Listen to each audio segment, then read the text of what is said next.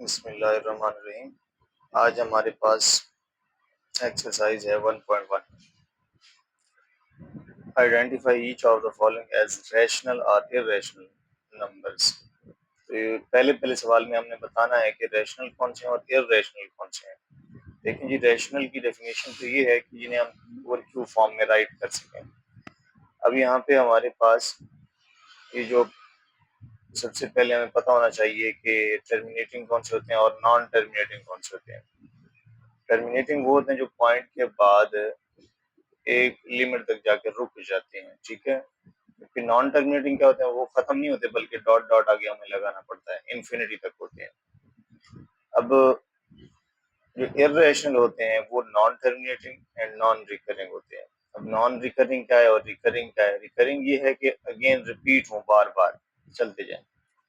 और जो रिपीट ना हो, जैसे ये रिपीट नहीं हो रहे, जो रिपीट नहीं होते वो हमारे पास क्या होते हैं? नॉन रिकरिंग होते हैं। तो इर्रेशनल के लिए जरूरी है कि वो आपके पास नॉन रिपीटिंग, नॉन रिकरिंग होना चाहिए और नॉन टर्मिनेटिंग होना चाहिए, ठीक है। नॉन टर्मिनेटिंग मीन जो टर्मिनेट ना हो, खत्म ना हो, डॉट डॉट चलता रहे इन्फिनिटी तक। और नॉन रिपीटिंग के नॉन रिकरिंग वो होते हैं जो आपके पास बार बार रिपीट ना हो। 3 5 3 5 3 5 ये आपके पास रिकरिंग है। उसके बाद हमारे पास आ जाता है जी पहला पहला इसका पार्ट है क्वेश्चन नंबर 1 का। 2.353533 ये आपके पास रैशनल है। दूसरा जो है वो है 0.6, इसके ऊपर आपको बार लगा हुआ है। बार का मतलब ये है कि 0.6666 ये इन्फिनिटी तक चलता जाता है। ये भी आपके पास क्या होगा? रैशनल होगा। उसके बाद 15/4 ये ओवर की फॉर्म में, ये भी आपके पास रैशनल होगा। ये आपको दिया गया, इसे आप सॉल्व कर सकते हैं। a minus b a plus b formula होता है a square minus b square. A square आपके पास यहाँ पे 2 का स्क्र 4 है, तो ये 2 से 2 कट जाएगा, बाकी आपके पास क्या बच जाएगा? 2। सेम इसी तरह बाकी देख लें। ये आपके पास नॉन रिकरिंग है, नॉन टर्मिनेटिंग और नॉन रिकरिंग है। ये रैशनल इसलिए है। स्क्वायर रूट में जितने भी नंबर्स होते हैं परफेक्ट स्क्वायर के अलावा, जैसे 4 है, 9 है, क्योंकि 4 2 का स्क्वायर है, 9 3 का स्क्वायर है, 16 जो है वो 4 का स्क्वायर है, 25 5 का स्क्वायर है, 36 6 का स्क्वायर है। तो 4 9 16 25 36 इनका स्क्वायर रूट अगर आ जाए वो होता है रैशनल। बाकी सब का इर्रेशनल होता है। अंडर रूट 2 हो गया, अंडर रूट 3 हो गया, अंडर रूट 5 हो गया, 6 7 जितने भी है, तो ये आपके पास इर्रेशनल। इसी तरह ई की जो वैल्यू है वो भी कैलकुलेटर पे चेक कर लें, वो भी इर्रेशनल, नॉन टर्मिनेटिंग और नॉन रिकरिंग है। पाई की वैल्यू भी, पाई 22/7 के इक्वल नहीं होता बल्कि अप्रोक्सीमेट है, क्योंकि पाई की जो वैल्यू है वो पॉइंट के बाद 6 डिजिट जो है, 6 डिजिट के बाद पाई की जो वैल्यू है वो रिपीट नहीं होती, लेकिन 22/7 जो है वो पॉइंट के बाद 6 डिजिट के बाद अगेन वही बार बार रिपीट होता है, वही 6 डिजिट रिपीट होते हैं। उसके बाद ये आपके पास 5 प्लस √11 के प्लस करें तो ये आपके पास इर्रेशनल ही रहेगा, ठीक है। ये नॉन टर्मिनेटिंग और नॉन रिकरिंग, ये भी आपके पास नॉन टर्मिनेटिंग और नॉन रिकरिंग। उसके बाद नेक्स्ट आ जाता है जी नंबर लाइन पे ड्रा करें। देखें नंबर लाइन पे जब हम ड्रा करते हैं represent the following number on number line, तो इसके लिए हमारे पास आसान मेथड ये है कि अंडर रूट 2 है, इसका स्क्वायर रूट लें, वो आता है 1.41। तो आप क्या करते हैं, एक पॉइंट से लेकर दूसरे पॉइंट तक, एक पॉइंट से लेकर दूसरे पॉइंट तक दरमियान में 9 पॉइंट्स होते हैं, स्केल के ऊपर भी लगे हुए होते हैं 9 पॉइंट्स, ठीक है। छोटे छोटे यहाँ पॉइंट बना लें 9 के, 10th पार्ट यही होगा। अब यहाँ पे आपके पास ये क्या है 1.4, तो 4th पार्ट पे आपने लाइन लगानी है और इसे लिख देना है कि ये आपका अंडर रूट 2 है, ठीक हो गया जी। इसी तरह अंडर रूट 3 है, अंडर रूट 3 में आपने क्या करना है, ये आपके पास इसका अगर आप आंसर देखें तो इसका स्क्वायर रूट लें, वो आता है 1.7। तो 1.7 में आपके पास देखिए 1 के आगे 2 तक आपके पास 9 या लाइंस लगी होती हैं। तो आपने सेवंथ लाइन पे यहाँ आपने लगा देना है, ये आपके पास आ जाएगा 1.7 या स्क्वायर रूट 3। सेम इसी तरह आगे चले जाते हैं। नेक्स्ट है 4 होल 1/3। तो 4 होल 1/3 में क्या है, आपने क्या करना है, 4 देखना है कि यहाँ पे 4 कहाँ पे है हमारे पास। तो 1 2 3 4 के आगे होगा ना, 4 से लेकर 5 तक। ये अगर आप इसको सॉल्व करें, ये आपके पास नीचे क्या है 3 है, तो इसके 3 पार्ट कर दें। ठीक है, दरमियान में 2 लाइंस आएंगी, 3 पार्ट हो जाएंगे। तो आपने क्या करना है, फर्स्ट लाइन पार्ट कितने करने थे, 3 पार्ट्स, और फर्स्ट लाइन जो आपने लगाई है दरमियान में, उसको आप कहेंगे कि ये है 4 होल 1/3। सेम इसी तरह नीचे आ जाते हैं। Second part -2 whole 1/7। अब -1 -2 -3, -2 है ना, -2 से आगे आपने 7 पार्ट करने और फर्स्ट पार्ट के ऊपर आपने लाइन लगा देनी है। ये आपके पास -2 होल 1/3 7 है।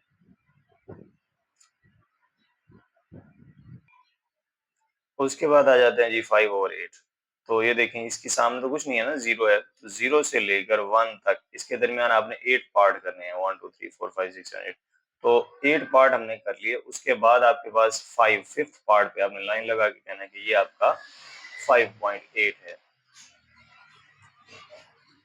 इसके बाद हमारे पास नेक्स्ट है जी 2 होल 3/4। तो 2 होल 3/4 में हमने क्या करना है, ये 2 यानी 2 से लेकर 3 तक, 2 से आगे जाना है हमने। ठीक है, तो 2 से लेकर 3 तक आपने 4 पार्ट करने हैं, 1 2 3 4 पार्ट कर लिए, और तीसरे पार्ट को हमने बताना है, ये है 2 होल 3/4। सेम इस तरह क्वेश्चन नंबर 3 जो है, ये कहता है कि express the following as a rational number p/q where p and q are integers. अब यहाँ पे आपके पास यानी q is not equal to 0 है ना, तो x की वैल्यू दी गई है फर्स्ट पार्ट में कि 0.4 इसके ऊपर है बार। तो जब भी ये आप बार खत्म करते हैं तो ये आ जाता है 0.4444, यानी ये एक आपके पास रैशनल नंबर है, क्योंकि बार बार ये रिपीटिंग है ना, रिकरिंग है। अगर रिकरिंग ना होता, नॉन रिकरिंग होता, फिर ये आपके पास इरेशनल होता। अब देखें जी, अगर पॉइंट के बाद हो एक डिजिट, अगर पॉइंट के बाद एक डिजिट हो तो आपने यहाँ पे 10 से मल्टीप्लाई करना है दोनों साइड पे। अगर पॉइंट के बाद हो दो डिजिट तो आपने क्या करना है, 100 से मल्टीप्लाई करना होता।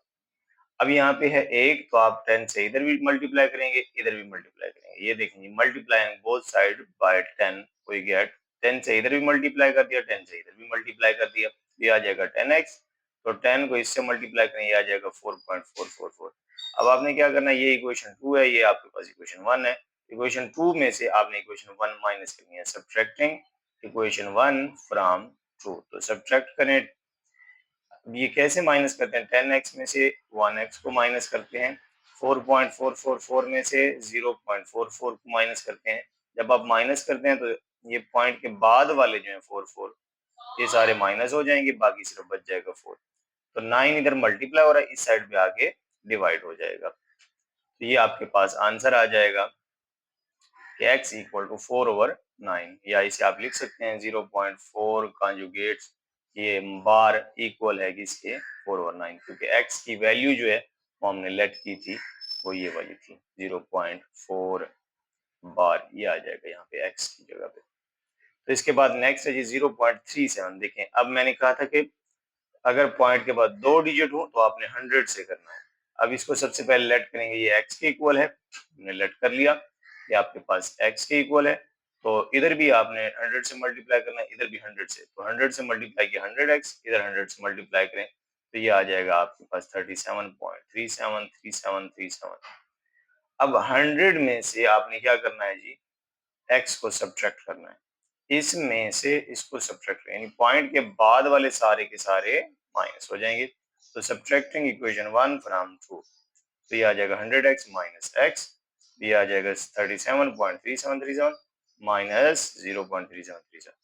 तो ये कट जाएगा, बाकी क्या बच जाएगा 37, 99 मल्टीप्लाई और इधर आगे क्या होगा, डिवाइड होगा। तो ये x किसके इक्वल है, 0.37 कंजुगेट ये बार। तो ये आ जाएगा आपके पास 37 और 99। अब ये 0.21 है, तो 0.21 को आपने क्या करना है जी, ये आपने इसको लेट करना है x के इक्वल, ये आ जाएगा x इक्वल टू 0.21। ये 0.21 जो है, ये आप देखें पॉइंट के बाद 2 डिजिट हैं, तो आपने क्या करना है, मल्टीप्लाइंग बोथ साइड बाय 100। 100 से इधर भी मल्टीप्लाई किया, इधर भी ये हो जाएगा 100x, और इसको जब मल्टीप्लाई करेंगे 0.2 डिजिट इधर मूव करेगा, 21.212121। अब ये आपके पास इक्वेशन 1 है, ये आपके पास इक्वेशन 2 है, तो आपने क्या करना है, इक्वेशन 2 में से इक्वेशन 1 को सब्ट्रैक्ट करना है। सब्ट्रैक्टिंग इक्वेशन 1 फ्रॉम 2, 100x में से x को सब्ट्रैक्ट करेंगे, 21.2121 में से आपने 0.2121 को माइनस करना है, तो पॉइंट के बाद वाले डिजिट जो है ये माइनस हो जाएंगे, बाकी 21 बच जाएगा। 99 इधर मल्टीप्लाई हो रहा है, इधर आके आपके पास डिवाइड हो जाएगा, तो ये भी 3 से कट हो रहा है, ये भी आपके पास 3 से, 3 7 are 21, 3 3 are 9, 3 3 are 9, 7/33।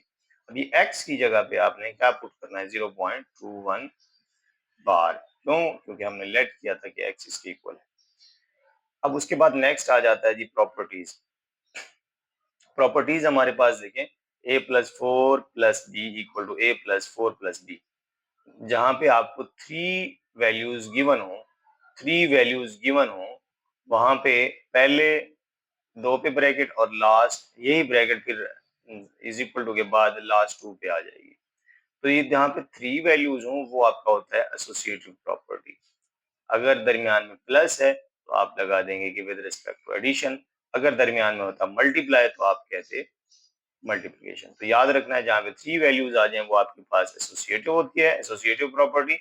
अगर जहाँ पे 2 वैल्यूज आ जाएं, √2 प्लस √3 इक्वल टू √3 प्लस, यानी आगे पीछे लिखे हुए हैं इधर, तो ये आपके पास होती है कम्यूटेटिव प्रॉपर्टी। अगर दरमियान में प्लस है तो विद रिस्पेक्ट टू एडिशन, अगर दरमियान में मल्टीप्लाई हो तो विद रिस्पेक्ट टू मल्टीप्लीकेशन। ठीक हो गया, यानी 3 वैल्यूज जहां पे आ जाए वो एसोसिएटिव प्रॉपर्टी, 2 वैल्यूज जहां पे आ जाए वो कम्यूटेटिव प्रॉपर्टी। और देखें जी, x है, x को हम किसके साथ, किस से, x में से क्या माइनस करें कि आपके पास आंसर 0 आ जाए, तो -x से करें, वो आपके पास आंसर 0 आता है। अगर आंसर 0 आए तो यानी ये एक दूसरे की इनवर्स है, ये एक दूसरे की क्या है, इनवर्स है, तो ये आ जाएगा एडिटिव इनवर्स। 0 को हम कहते हैं एडिटिव आइडेंटिटी, यानी 0 को कहीं भी ऐड कर दें तो वो आपके पास आंसर पे कोई असर नहीं पड़ता। 0 + 2 आंसर 2 आता है, 0 + 3 आंसर 3 आता है, यानी 0 को प्लस करने से आंसर पे कोई फर्क नहीं पड़ता। तो ये होती है additive inverse. 0 is additive identity, और ये दोनों आपस में इनवर्स है। अभी आगे आएगा ये 0 हमारे पास। अब यहाँ पे देखें जी, an2 + n2b + c, ठीक हो गया। तो ये लेफ्ट साइड से हमारे पास इधर इससे भी मल्टीप्लाई होगा, इससे भी मल्टीप्लाई होगा, तो इसलिए हम कहते हैं left distributive property of multiplication over addition. Multiply हो रहा है ओवर एडिशन, उसके बाद 0 ऐड हो रहा है, तो 0 ऐड हो रहा है, इसका मतलब ये क्या है कि ये एडिटिव आइडेंटिटी है, कोई फर्क नहीं पड़ेगा। ये एडिटिव आइडेंटिटी, और 1 को किसी से मल्टीप्लाई करें तो उसमें भी कोई फर्क नहीं, ये मल्टीप्लिकेटिव आइडेंटिटी होगी फिर। ठीक हो गया, ये एडिटिव आइडेंटिटी होगी कि ऐड करने से कोई फर्क नहीं पड़ता। 1 इज मल्टीप्लिकेटिव आइडेंटिटी, क्योंकि मल्टीप्लाई करने से आंसर पे कोई फर्क नहीं पड़ता। उसके बाद देखिए, मैंने कहा था ना पहले पहले में कि जहाँ पे 3 वैल्यूज हों वो आपकी होती है एसोसिएटिव प्रॉपर्टी। मल्टीप्लाई है तो विद रिस्पेक्ट टू मल्टीप्लिकेशन। यहाँ पे 2 वैल्यू आपस में मल्टीप्लाई हो रही है, a b equal to b a, तो ये होती है जहाँ 2 वैल्यू वो कम्यूटेटिव प्रॉपर्टी होती है, दरमियान में मल्टीप्लाई है तो विद रिस्पेक्ट टू मल्टीप्लिकेशन लिखेंगे। इसके बाद हम आ जाते हैं जी नेक्स्ट क्वेश्चन नंबर 5 पे। Name the property used in the following. जी, अब बतानी है कि -3 लेस -1। अब इधर भी आप माइनस करें 3 को, इधर भी आप माइनस करें 3 को, तो ये आपके पास, ये इधर -3 है ना, अगर आप इसमें +3 करें तो ये 0 आएगा, इधर भी +3 करेंगे तो 2 आ जाएगा। ठीक हो गया, यानी आपने क्या किया है कि इधर भी प्लस किया है 3 को, इधर भी आपने प्लस किया 3 को, तभी आया, यानी कुछ ना कुछ ऐड किया है आपने इसके अंदर। तो आप यहाँ लिख देंगे एडिटिव, ये आज असल में आपके पास इसका ऐसे समझे क्वेश्चन है, ये इसका आंसर है। ये कैसे आया है आप इसे नीचे बता देंगे आंसर में।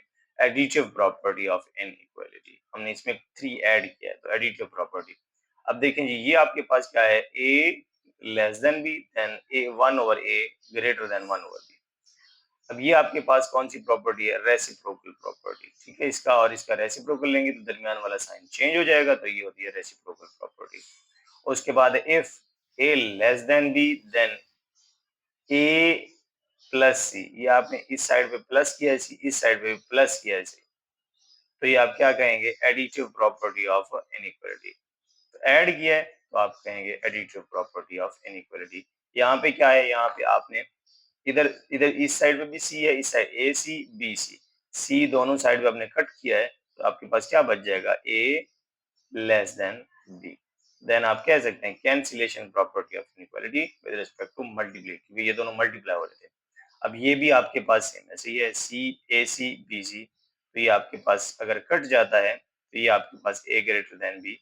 देखें जब भी आप कट करते हैं तो ये आपके पास क्या था, ये इसमें आप कहेंगे ये तो दोनों सिमिलर हैं, सिमिलर नहीं है, बल्कि ये क्या कह रहा है कि सी ग्रेटर देन जीरो, सी जो है वो प्लस में था यहाँ पे, ठीक है। सी अगर प्लस में था, प्लस वाली वैल्यू जब कट होती है तो साइन चेंज नहीं होते।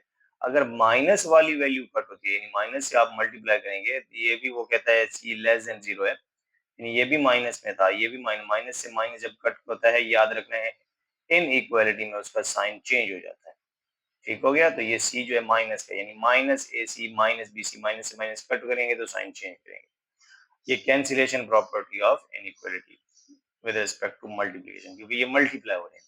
उसके बाद आ जाएगा आइदर ए ग्रेटर देन बी और ए इक्वल टू बी और ए लेस देन बी, तो ये आपके पास प्रॉपर्टी होगी ट्रिकोटोमी। इसे आप देखेंगे कि एक अगर बड़ा है, एक छोटा है, यानी ए ग्रेटर देन है बी और ए लेस देन है बी, यानी ए ग्रेटर देन है बी से, ए लेस देन बी, ये तो अब हो नहीं सकता ऐसा कि ए जो है वो बड़ा हो बी से और ए छोटा भी हो बी से, तो इसका मतलब क्या होगा, वो आपके पास इक्वल होता है। उसके बाद आता है जी insert two rational numbers between 1/3 and 1/4। अब इन दोनों के दरमियान कोई, जैसे 4 और 5 है ना, 4 और 6 है, 4 और 6 है, तो उसके दरमियान वाला डिजिट होता है 5। अगर आपने चेक करना है कि दो रैशनल नंबर के दरमियान कौन सा नंबर है, तो आप क्या करेंगे, दोनों को ऐड करेंगे और डिवाइड करेंगे 2 पे, यानी 4 और 6 को ऐड करें तो 10, डिवाइड डिवाइड कर दें 2 पे, 4 प्लस 6, इन दोनों के दरमियान वाला डिजिट मालूम करना हो तो डिवाइड कर दें 2 पे, क्या आ जाएगा 10/2, 2 5, इन दरमियान में 5 आता है। सेम इसी तरह इन दोनों के दरमियान अगर आपने फाइंड करना है तो दोनों को ऐड करके 2 पे डिवाइड कर दें। ये देखें to rational number between 1/3 and 1/4, average इनकी निकालनी होती है, तो 1/3 प्लस दोनों को ऐड करके डिवाइड कर देंगे 2 पे। तो दोनों ऐड कैसे होंगे, इन दोनों का एलसीएम आता है जी 12, एलसीएम आता है दोनों का 12। अब आप डिनोमिनेटर सेम करें बेशक, या एलसीएम लेके ये सॉल्व करें, 3 4 12, 4 को 1 से मल्टीप्लाई करें, 4 3 12, 3 को 1 से मल्टीप्लाई करें, तो 4 प्लस 3 कितना होता है 7, 7/12 ये आ जाएगा 1/2, 7 1 7, 12 2 24, ठीक हो गया। इसी तरह अब देखें 1/3 और 1/4 के दरमियान आ जाएगा 7/24, 1/3 और 1/4 के दरमियान क्या है 7/24। आपने दरमियान में एक डिजिट नहीं, दो डिजिट फाइंड करने थे, एक तो हमारा आ गया, तो हम अब क्या करेंगे 1/3 और 7/4 के दरमियान फाइंड कर लेंगे एक और डिजिट, या 7/4 1/4 के दरमियान, 7/24 और 1/4 के दरमियान एक डिजिट फाइंड कर लें, आपकी मर्जी है। यहाँ पे फाइंड किया गया है 1/3 और 7/24 के दरमियान, तो 1/3 और 7/24 दोनों को ऐड करेंगे और 2 पे डिवाइड कर देंगे, तो 1/3 प्लस 7/24 डिवाइडेड बाय 2, इन दोनों का एलसीएम आएगा 24, वो नीचे लिख दिया। तो 3 8 जार 24, 8 को फिर 1 से मल्टीप्लाई करेंगे, 8 1 जार 24, 1 जार 24, 1 को फिर आपने 7 से मल्टीप्लाई करना है, 1 7 जार 7, 8 प्लस 7 कितना होता है 15/24 मल्टीप्लाई 1/2, तो ये आ जाएगा 15 1 जार 15, 24 2 जार 48, तो 3 5 जार 15, 3 1 जार 3, 3 6 जार 18, ये आ जाएगा 5/16, ठीक हो गया। तो ये आ जाएगा आपके पास, यानी कि 1/3 और 1/4 इन दोनों के दरमियान दो डिजिट आएंगे, कौन से, ये आपके पास 7/24 हो गया और 5/16 यहाँ पे लिख दिया गया कि 5/16 and 7/24 are two rational number between 1/3 and 1/4। उसके बाद नेक्स्ट आ जाता है जी